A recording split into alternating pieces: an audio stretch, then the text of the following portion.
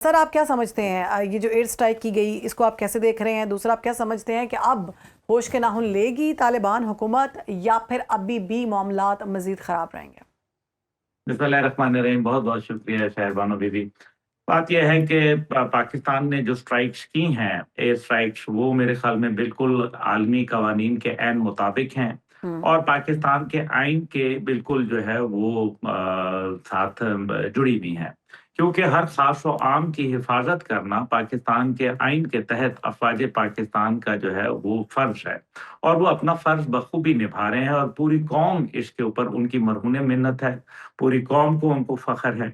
आप देख लीजिए सोशल मीडिया को, पता चल जाएगा कि इन स्ट्राइक्स के ऊपर पाकिस्तानी कौम क्या अफसोस कर रही है या पाकिस्तानी कौम इस पे खुशियां मना रही है। तो हम्म। यकीन माने कि पाकिस्तानी कौम खुशी मना रही है। हाँ, चंद लोग जो कि भारत का एजेंडा लेके चल रहे हैं, इसराइल का एजेंडा लेके चल रहे हैं, उनके जरूर सीनों पर सांप लौट रहे हैं। वो आप सोशल मीडिया बिल्कुल। पे भी देख लीजिए। लेकिन जहां तक ताल्लुक है, तो यूनाइटेड नेशन का आर्टिकल 51 जो चार्टर है उसके तहत हमने ये स्ट्राइक्स की। हम्म। और जब 2000 के बाद जो यूनाइटेड नेशन के अंदर बकायदा जो दो शिकें जो है वो बनाई गई, एक थी 1368 और एक थी 1373। जी। दोनों के तहत जो है वो हमने जो है मेरे ख्याल में एग्जैक्टली वही किया जो इन शिकों का जो है वो अंदर कहा गया हुआ है। ठीक। अब दूसरी जानिब जो है वो हमने स्ट्राइक्स इसलिए की क्योंकि हम तंग आ गए थे तमाम नाकाबिले तरदीद शवाहिद दे के। हम्म। दफ्तर खारजा के 1200 से ज्यादा हमने डिमार्च पेश किए। हमने उनको जो है वो तकरीबन आईएसआई ने जो उनको मेमो लिखे, वो भी तकरीबन 1200 के करीब मेमो लिखे। इसी तरीके से जो बॉर्डर फ्लैग मीटिंग और जॉइंट मीटिंग्स जो है वो वहाँ कंडक्ट की गई। लेकिन बेसूद रहा। अफगान नाज़िमुल अमूर को बुलाकर एहतजाज किए गए, उनको सबूत दिए गए, वहाँ की लीडरशिप को सबूत दिए गए, वहाँ की इंटेलिजेंस जीआईडी को, जीडीआई को सबूत दिए गए। लेकिन उन्होंने उनके कान पर जो है वो जूं तक नहीं रेंगी। उसकी वजह यह है कि वो ये सोच रहे थे कि पाकिस्तान के ऊपर जो हम कम हमले करें वो तो जायज है, लेकिन पाकिस्तान बदले में कुछ नहीं करेगा क्योंकि बिल्कुल। पाकिस्तान एक इस्लामी रियासत है और उसको कोई शर्म और हया है। उनके हम्म। ये ख्याल में था। लेकिन जब पाकिस्तानी जाने जा रही हों, तो मेरे ख्याल में पाकिस्तान को ये सिलसिला जारी रखना चाहिए। पाकिस्तान को ये ख़त्म नहीं करना चाहिए क्योंकि आज जो रूस की रिपोर्ट आई है, रूसी वज़ारत ख़ारजा की, उसके अंदर उन्होंने यह कहा है कि तकरीबन 20 से 23 हज़ार के करीब जो दहशतगर्द हैं, वो अफ़गानिस्तान में मौजूद हैं हम्म। और इसके साथ-साथ वो वहाँ एक खुरासान रियासत को जो है शुमाली और मशरकी इलाके के अंदर कायम करना चाहते हैं।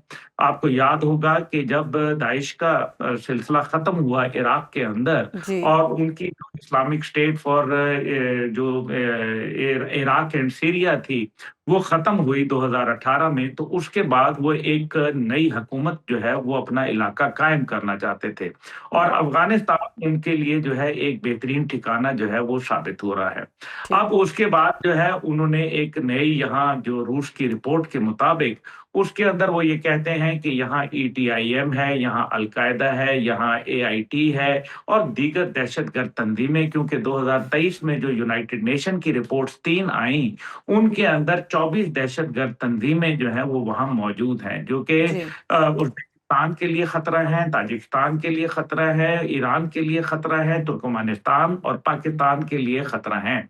और ये अमली तौर पर अपना काम कर रही हैं। जो 2026 में काबुल में चाइनीज़ के रेस्टोरेंट के ऊपर हमला हुआ, जिसके अंदर बाकायदा अल-कायदा जो है वो मुलविस पाई गई, इससे बात वाज़ेह हो गई है कि दुनिया के तमाम दहशतगर्दों के ठिकाने अफ़गान हुकूमत के ज़ेर साया पल रहे हैं। तो जो ठीक। आपने बात कि जी उनको कोई शर्म आएगी या उनको कोई अकल आएगी, तो उनको अकल बिल्कुल नहीं आएगी क्योंकि हम्म। वो जो है जानबूझ के ये काम कर रहे हैं, दानिस्ता तौर पर कर रहे हैं और इससे सिर्फ ये एक कार्रवाई जो है ये पाकिस्तान ने ना अफ़गान हुकूमत के खिलाफ की है, ना हम्म। अफ़गान कौम के खिलाफ की है। दहशतगर्दों ये के खिलाफ भी। कार्रवाई दहशत गर्दों के खिलाफ की है और ये हम्म, हम हक रखते हैं और हम करते बिल्कुल रहेंगे जब तक ये दहशत गर्द वहां से खत्म नहीं हो बिल्कुल जाते। अब्दुल्ला मीतगुल साहब, हम इस चीज़ का इख्तियार भी रखते हैं और हम बहुत अच्छे तरीके से दुश्मन को मुंह तोड़ जवाब देना जानते हैं। और इससे पहले भी इनको बारहा समझाया गया कि आपकी सरजमीन जो है, अफ़गानिस्तान की सरजमीन जो है वो इस्तेमाल हो रही है। और उसके अलावा सिर्फ सरजमीन इस्तेमाल नहीं हो रही, बाकायदा पाकिस्तान में पिछले हालिया दिनों में जितने भी दहशतगर्दाना हमले हुए हैं उन सब में अफ़गानी जो हैं वो मुलविस थे। हमारे जवान जो हैं आए रोज़ शहीद हो रहे हैं, हमारे सिविलियंस को शहीद किया जा रहा है। उसके साथ साथ हमारे मासूम जो नमाजी हैं उनको मसाजिद में शहीद किया जा रहा है। और इंटरनेट पे ये भी कहा गया कि तरलई हमले का पाक फ़ौज ने बदला ले लिया, जिस पर लोग जश्न मना रहे थे कि तुम हमारे घरों में, हमारे घर में अगर जारहियत करोगे तो हम भी जानते हैं कि तुम्हें कैसा जवाब दें। आप समझते हैं कि ये जितने भी वाक़यात हुए हैं जिनमें सबसे ज़्यादा दिल खराश जो बम ब्लास्ट था तरलई हमले का, उसका भी बदला लिया गया?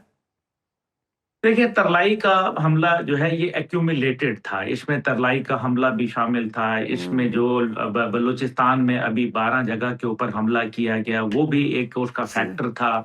उसके अलावा इसमें करक का जो हमला किया गया, इसके अंदर बन्नू के अंदर हमला किया गया, इसमें जो कर्नल गुलफराज की शहादत हुई, हम्म, दीगर इस किस्म के नाखुशगवार वाक़यात पेश आए। उन सब का जो है ये बदला लिया गया, लेकिन ये सिर्फ़ एक कोई मैं रिएक्शनरी नहीं था, ये मैं आपको ज़रूर बता दूँ। बिल्कुल ये सही। एक कैलकुलेटेड मूव थी, सोच समझ के की गई और ये आइंदा भी जारी रहेगी, बिल्कुल। क्योंकि दहशत ठिकाने सिर्फ जो है पख्तिया, पख्तिका, बरमल, खोगियानी, खोस्त, निंगरहार यहाँ नहीं है, बल्कि इससे ज़्यादा भी हैं।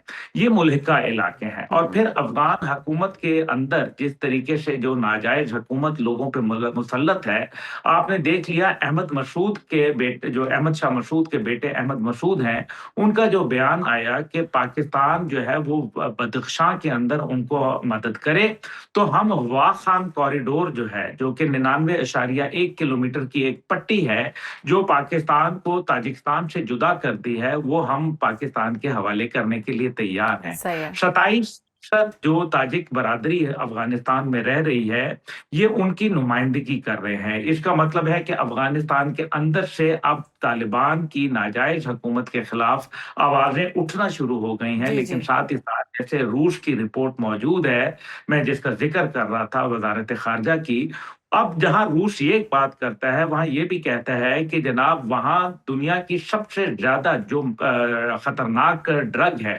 जो मनशियात हैं, मेथ, उसका जो है वो सबसे ज़्यादा जो स्मगलिंग है, वो अफ़गानिस्तान से दीगर ममालिक को हो रही है। अब हम्म, एक तरफ तालिबान ये कहते हैं कि हमारा वास्ता तो कुरान से है, इस्लाम से है।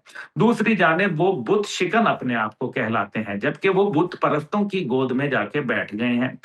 और साथ ही साथ जो है इस्लाम के अंदर क्या मनीषात का इस्तेमाल जो है वो जायज़ करार दिया गया तौबा हम्म, इस्तग़फ़ार। तो ये कौन-सा इस्लाम है? जो इससे ये लेके आ साबित गए होता हैं। बिल्कुल ठीक करक है। के अंदर वाक़या हुआ, जिसके अंदर 3 एफसी के जो फ्रंटियर कोर के लोग जो थे, उनको निशाना कांस्टेबलरी के लोगों को निशाना बनाया गया और वहाँ वो बेचारे मरीज़ थे। उनको एम्बुलेंस लेके जा रही थी और 1122 की और उसके अंदर उनको बाकायदा जो है वो निशाना बनाया गया और फिर वहाँ जला दिया गया उनको। हम्म, अब ये जलाने का काम कौन करता है? इससे 2 बातें बड़ी अहम हैं, वो साबित बिल्कुल। होती हैं। पहली बात ये है कि ये जलाने का काम हिंदू करते हैं, क्योंकि वो अपनी चिता भी जलाते हैं, जी। वो समझौता एक्सप्रेस को भी आग लगाते हैं, वो बिल्कुल। दशहरे पर रावण को भी आग लगाते हैं। तो ये जो आग लगाने का जो उन्होंने बॉम्बे रिवाज है अंदर ये उनका है। पर उस होटल के अंदर आग लगाई थी, तो ये उसको भी जो है इंडिकेट करता है। अब बिल्कुल ये सही। सारी चीज़ें जो आप देखें, एक तो बात ये साबित हो गई कि ये कहाँ से इनकी डोरें चल रही हैं। दूसरी हम्म, जानिब जो है, अगर हम दूसरे पहलू के ऊपर गौर करें, तो हमें ये पता चलता है कि वो तमाम के तमाम जो 5 एहलकार वहाँ शहीद हुए इस हम्म, एम्बुलेंस के वाक़ये के अंदर, वो तमाम के तमाम पश्तून थे। तो इसका मतलब ये है कि इनका ताल्लुक किसी कौमियत से भी नहीं है। ये जी। पश्तून या अपने आप को कोई भी कौम कहलाएँ, ये गलत है, ये झूठे हैं, मक्कार हैं, धोखेबाज हैं, फ़रेब हैं और सब कुछ से ज़्यादा जो है ये कुफ़ार के ज़ुमरे के अंदर शामिल है।